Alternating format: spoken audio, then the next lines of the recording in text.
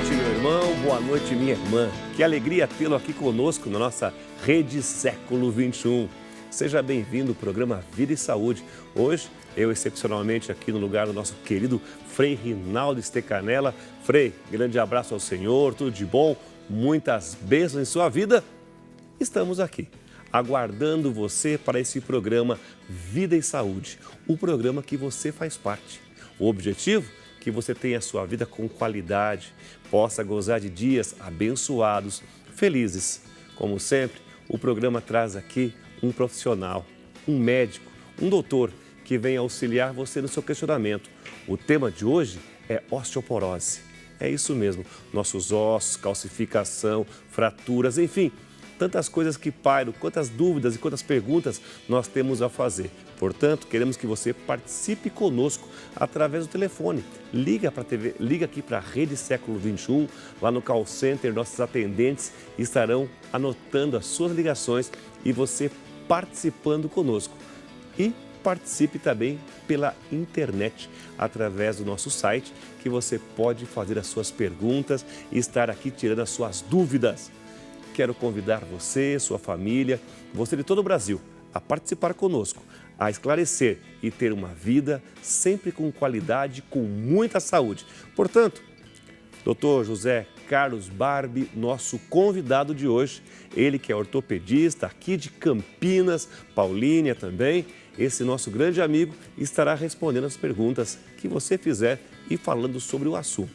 Portanto, para iniciar, vamos ver um VT que a nossa produção preparou para a abertura do programa. Acompanhe conosco. A osteoporose se caracteriza pela perda da massa óssea. Os ossos vão ficando fracos, porosos e o portador da doença não percebe esse desgaste.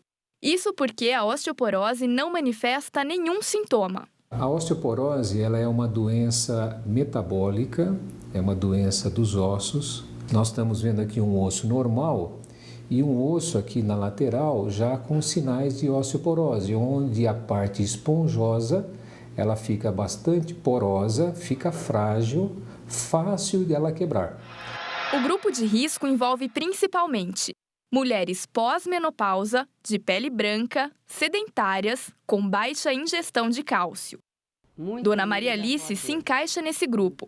Tem a osteoporose femoral e lombar e foi diagnosticada enquanto fazia exames de rotina.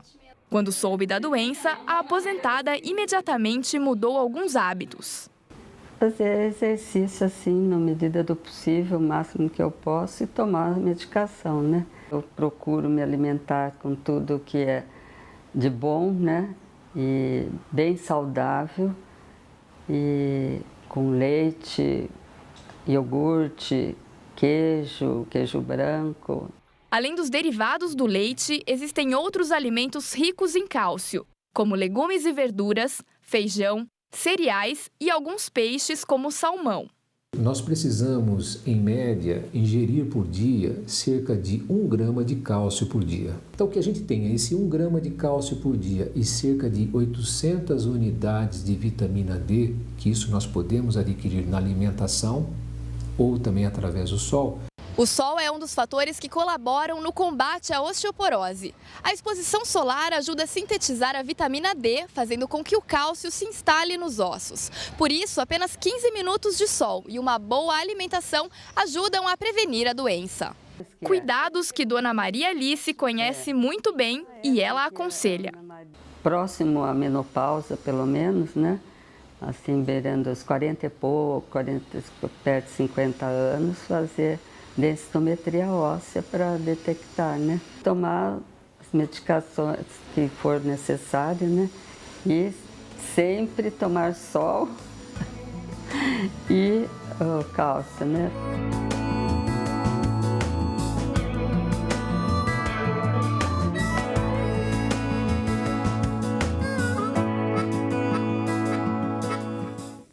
Você acabou de ver conosco a bela matéria que a nossa produção fez sobre o tema de hoje, osteoporose. Queremos que você participe conosco e quem vai responder as suas perguntas, Dr. José Carlos Barbi. Muito bem-vindo, boa noite, prazer tê-lo conosco aqui, Dr. José Carlos. Muito obrigado pelo convite, boa noite, telespectadores, é sempre um prazer estar aqui nesse programa tão conceituado. Doutor, o senhor acompanhou com todos os telespectadores do Brasil a matéria. Então, fala para a gente o que é osteoporose. Então, como a gente viu na matéria, a osteoporose é uma doença metabólica, né, dos ossos, e ela tem origem multifatorial. Então, não é só uma origem. Então, ela acontece depois da menopausa, que é uma das mais frequentes nas mulheres. Também acontece nos homens depois da andropausa. E também tem a osteoporose... Então, colocando aqui para o nosso telespectador, lá, depois dos 40, 45, é isso? Na mulher, sim, que inicia a menopausa. E no homem, na andropausa, acima dos 55, 55. Então, na realidade, essa doença metabólica, ela faz com que exista uma perda do osso, da qualidade do osso, da quantidade do osso que a gente tem. Então, ela é muito mais sentida nos ossos esponjosos, que são próprios da coluna, né? E depois, então, o colo do fêmur, daí na região do punho. Então, é comum aquele idoso que depois escorrega em casa e faz fratura do colo do fêmur, fratura do punho e, eventualmente, fratura da coluna.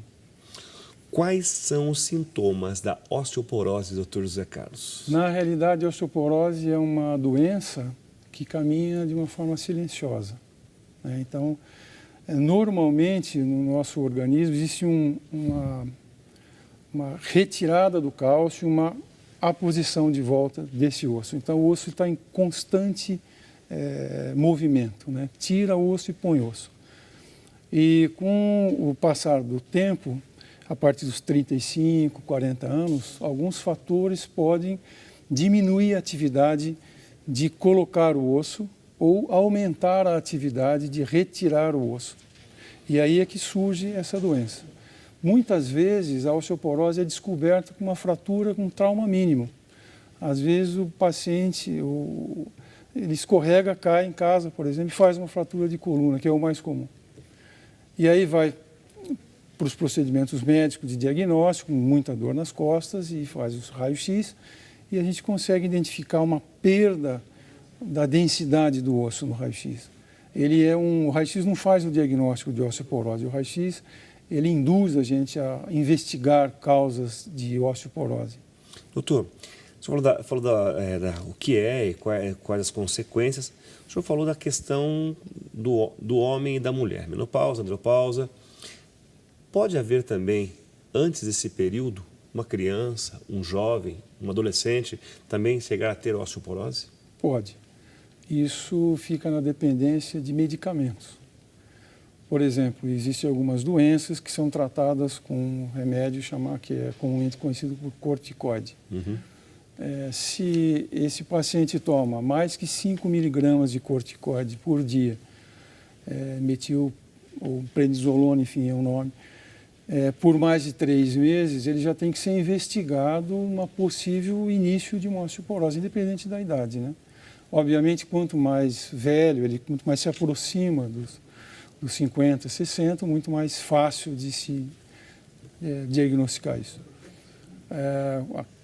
O mais jovem, por exemplo, uma criança, como você citou, um adulto jovem, ele tem muito mais massa óssea, então ele precisa de mais tempo para perder, mas pode ter sim. Então a criança, só através do uso excessivo do medicamento, ela não pode ser uma coisa genética, uma criança, de repente já...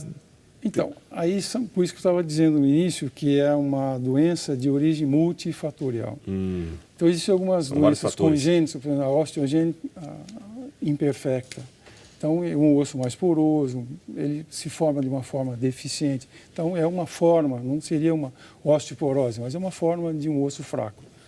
Então, assim, ela é mais conceitualmente conhecida nos pacientes de idade mais avançada, né? Doutor, vamos lá.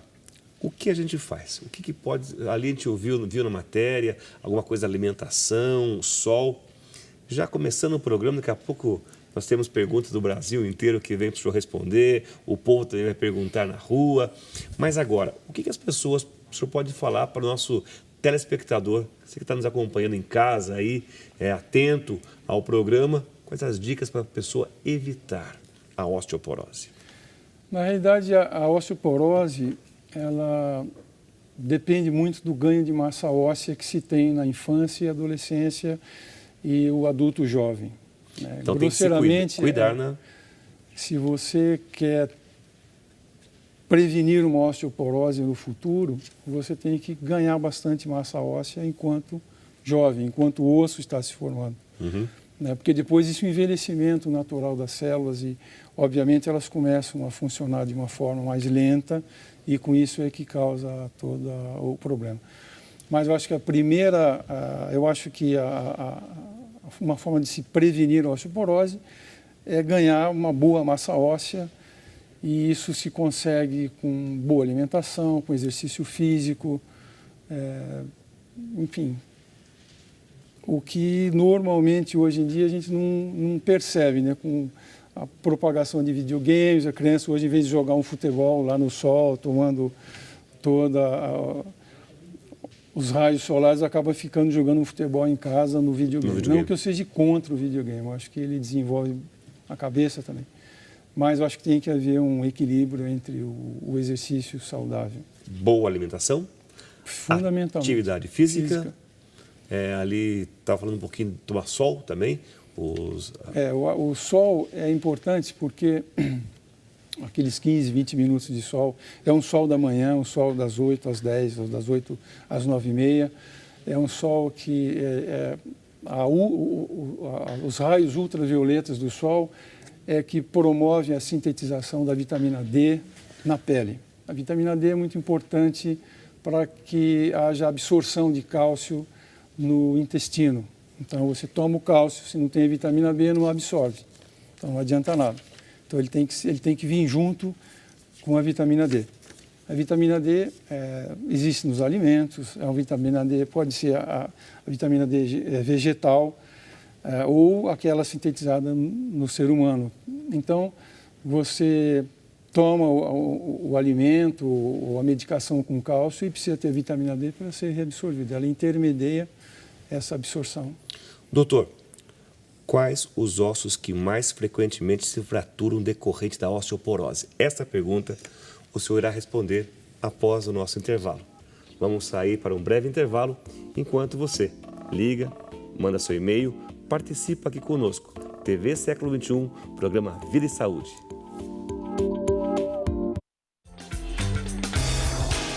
Bom, com relação à osteoporose, é extremamente importante dizer que é uma enfermidade extremamente comum e é muito importante lembrar do diagnóstico precoce dessa enfermidade. É importante lembrar que algumas pessoas são mais suscetíveis à osteoporose. São pessoas também que usam medicamentos que são medicamentos que proporcionam uma aceleração da perda da massa óssea, como a cortisona é uma delas.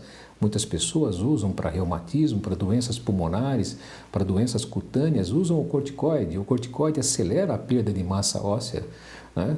Como também os medicamentos antiácidos, né? Hidróxido de alumínio, por exemplo. Pessoas que também usam medicamentos para tireoide. Então, nós temos que tomar muito cuidado com esse grupo de pessoas.